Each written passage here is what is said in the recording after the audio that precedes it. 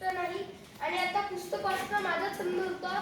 मी तो छंद जोपासला. खरं तर पुस्तक वाचणं ही खरं तर एक चांगली गोष्ट आहे. पुस्तक वाचून आपल्याला ज्ञान भेटतं आणि आपण मिळवलेलं ज्ञान हे कधी वाया जात नसतं.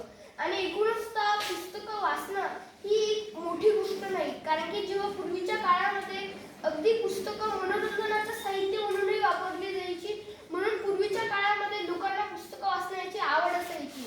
परंतु अलीकडच्या काळामध्ये मोबाईल व इंटरनेट आल्यामुळे हळूहळू आपलं मन पुस्तकांपासून दूर जाऊ लागलं आहे व म्हणूनच आपल्याला पुस्तक वाचणं थोडं कठीण जाऊ लागलं